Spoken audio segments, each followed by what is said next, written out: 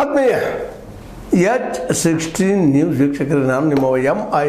ಮಲ್ಲಪ್ಪ ಜೋತಾವರು. ಆತ್ಮೀಯರೇ, ಗಾಂಧೀಜಿಯವರ ವಿಚಾರಗಳನ್ನು ಭಾಳಷ್ಟು ಜನ ಒಪ್ಪಲಿಕ್ಕಿಲ್ಲ, ಅದರಲ್ಲೂ ಮಿಡಲ್ ಕ್ಲಾಸ್ ಜನ. ಯಾಕಂತಂದ್ರೆ ಇವರೆಲ್ಲರೂ ಹೈಟ್ ಕಾಲರ್ ಜಾಬಿಗೆ, ಸರ್ಕಾರಿ ಕೆಲವು ಜಾಬ್ಗಳಿಗೆ ಅಡಿಕ್ಟ್ ಆದಂಥ ಬುದ್ಧಿವಂತ ವರ್ಗ.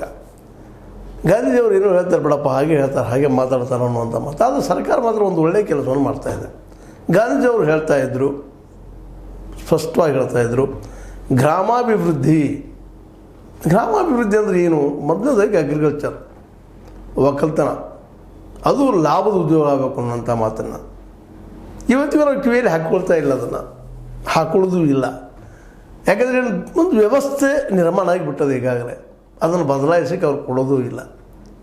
ಅದೇ ಸಂದರ್ಭದಲ್ಲಿ ಗಾಂಧೀಜಿಯವರು ಹೇಳಿದರು, ಎಣ್ಣೆ ಮತ್ತು ಇನ್ನೊಂದು ಏನಪ್ಪ ಅಂತಂದ್ರೆ ಹತ್ತಿ, ಇದನ್ನು ಪ್ರೈವೇಟ್ದವ್ರಿಗೆ ಕೊಡ್ಲಿಕ್ಕೆ ಹೋಗ್ಬೇಡ್ರಿ, ಗ್ರಾಮಗಳ ಮಟ್ಟದಲ್ಲಿ ಹಂಚಿರಿ ಅದನ್ನು ಉದ್ಯೋಗ.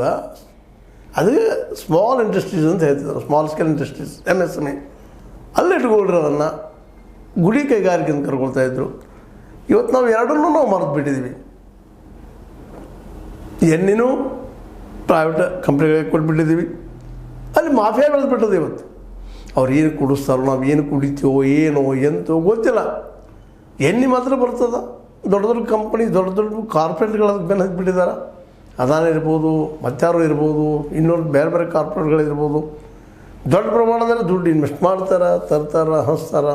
ಆದರೆ ಸರ್ಕಾರಕ್ಕೂ ಪಾರ್ಟಿ ಫಂಡ್ಗಳು ಹೋಗ್ತಾ ಇರ್ತವೆ, ಯಾರೂ ಅದನ್ನು ವಿಚಾರ ಮಾಡೋದಿಲ್ಲ. ಬಟ್ ಈ ಸಲ ಮಾತ್ರ ನಮ್ಮ ಕರ್ನಾಟಕ ಸರ್ಕಾರ ಏನೋ ಒಂದು ಹೊಸ ಪ್ರಯೋಗ ಮಾಡಲಿಕ್ಕೆ ಪ್ರಯತ್ನ ಮಾಡ್ತದೆ. ಅದಕ್ಕೆ ನಾವು ಸ್ವಾಗತ ಹೇಳಬೇಕಾಗಿದೆ, ಮತ್ತು ಅದು ಯಶಸ್ವಿ ಆಗಬೇಕಾಗಿದೆ.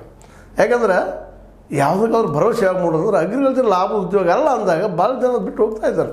ಹೌದು, ಉದ್ಯೋಗ ಅಲ್ಲ, ಲಾಭ ಉದ್ಯೋಗ, ಹೊಟ್ಟೆಗೆ ಮಟ್ಟಿಗೆ ಮಲ್ಲೋದು ಅಷ್ಟಪ್ಪ ಇದು.